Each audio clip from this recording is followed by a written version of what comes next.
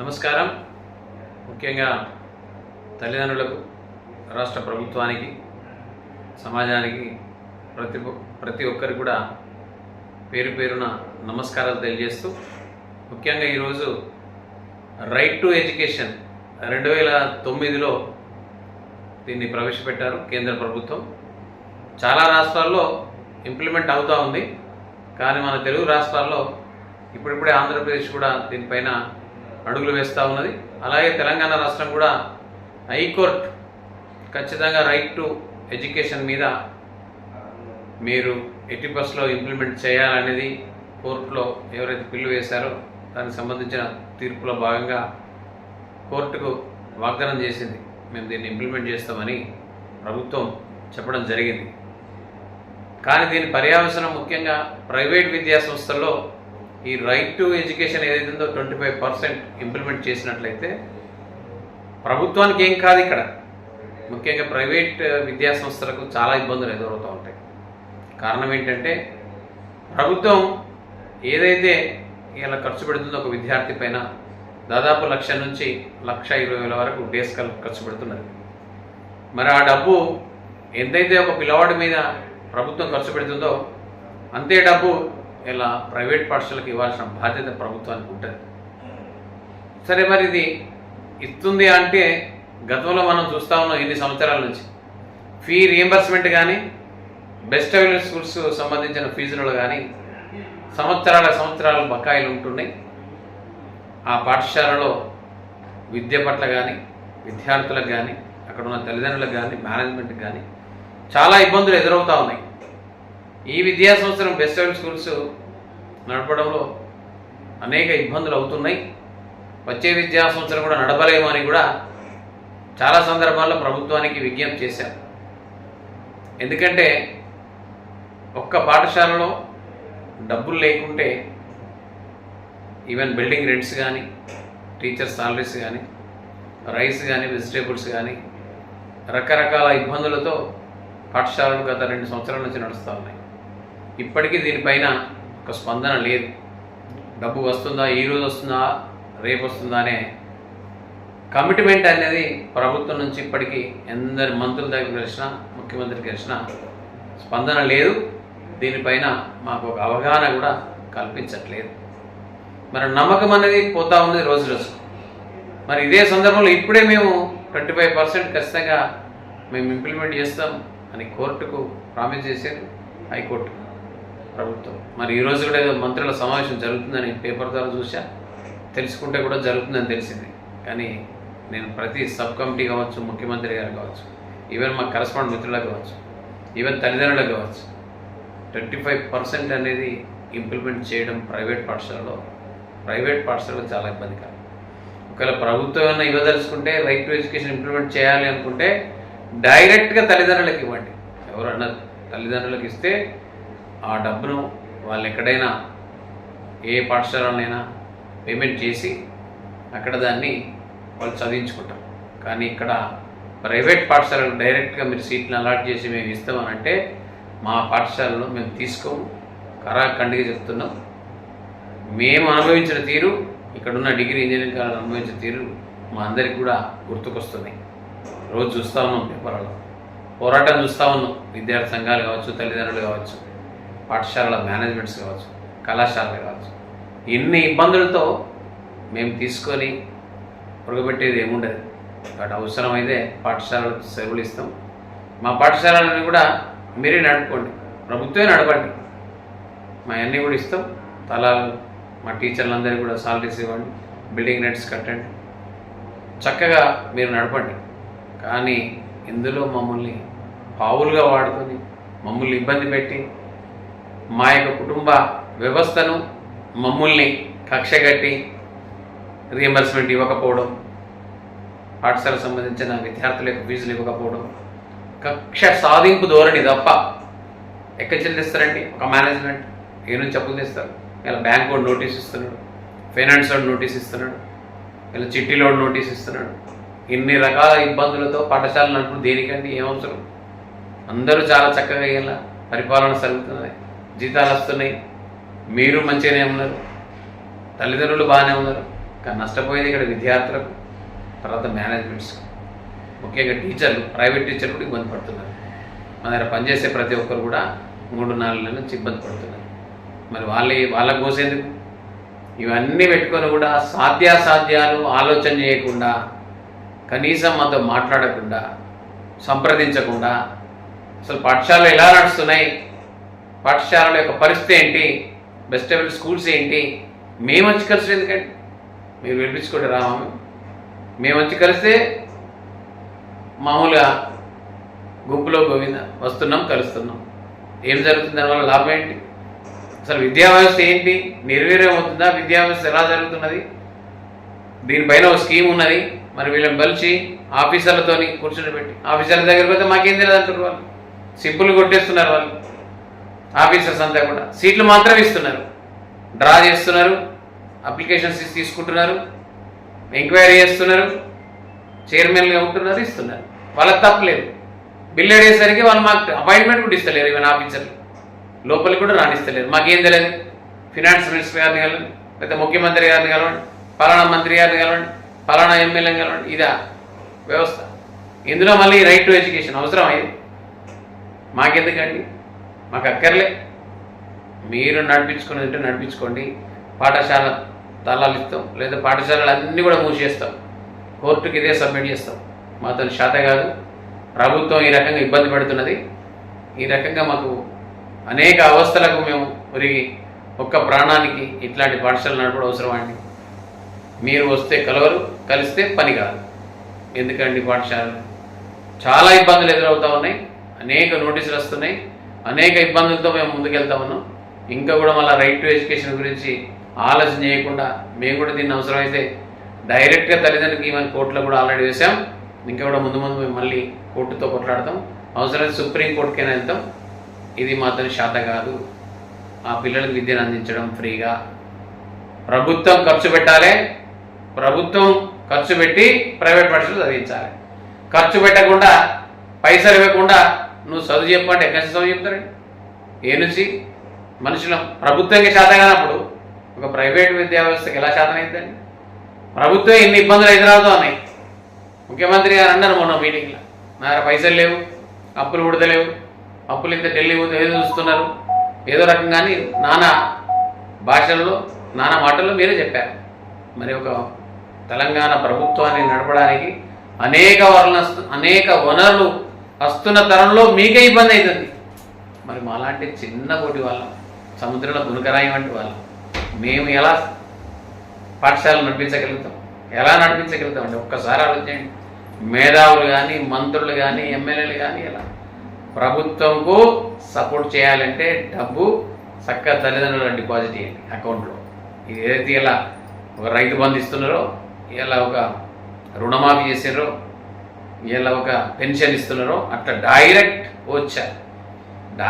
Benefit వచ్చారు to పేరెంట్కు డైరెక్ట్గా వచ్చేసేయండి. వాళ్ళ ఇష్టం ఉన్న స్కూల్లో చదువుకుంటారు. వాళ్ళ పైసలు మీరు ఇస్తే అది ఇంప్లిమెంట్ చేసినట్టు ఉంటుంది, వాళ్ళకి పైసలు వచ్చినట్టు ఉంటుంది, మాకు కూడా ఇబ్బంది ఉండదు. మేము కూడా మా దగ్గరకు వస్తే మేము చేంజ్ చేసుకుంటాం ఫ్రీగా. వాళ్ళు మీరు ఇచ్చిన పైసలు మాకు కడతారు, మేము చదువు చెప్తాం.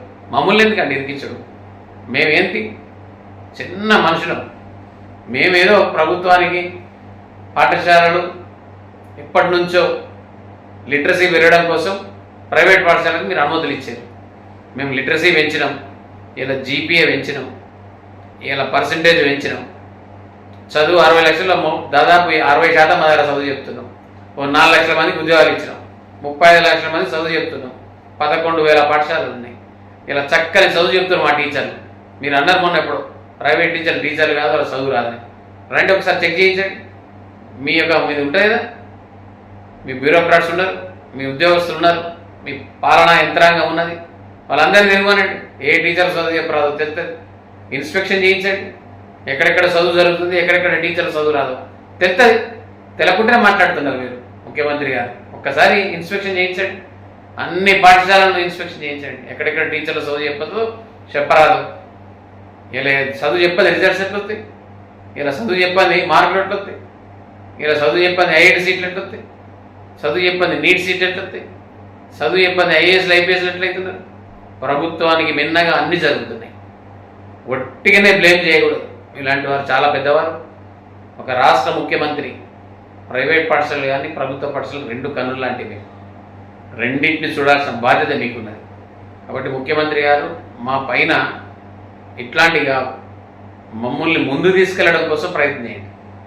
మేము ముందుకెళ్ళడం కోసం ఎట్లయితే ముందుకు వెళ్తాం, ఎట్లయితే మంచి విద్యా విధానం దొరుకుతుంది, మాతో కూర్చోండి, మమ్మల్ని విలండి, ఎప్పుడు పిలిచి అప్పుడు వస్తాం. మీటింగ్లు పెట్టండి, సమావేశాలు ఏర్పాటు చేయండి, విద్యను ఎట్లా అభివృద్ధి పరచాలో చెప్పండి. విద్యను ఏ రకంగా ముందు తీసుకెళ్తే తెలంగాణలో మంచి విద్యను అందించడానికి కోసం కంకణం కట్టుకున్న మాలాంటి వాళ్ళందరినీ పిలవండి. మా సంఘాలు ఉన్నాయి, ఓ 4 సంఘాలు ఉన్నాయి, మా అన్ని సంఘాలు పిలవండి, ప్రభుత్వం పిలిచినట్టు ఒక్కసారి చెప్పండి. మాకు జిల్లా లెవెల్లో పెట్టండి, కలెక్టర్లతో మీటింగ్లు పెట్టియండి, డిఈఓలతో పెట్టియండి, ఎంఈఓలతో ఇన్స్పెక్షన్ చేయించండి. మీకు అధికార యంత్రాంగం ఉన్నది కదా, యంత్రాంగం అంతా సూపర్వైజ్ చేయండి.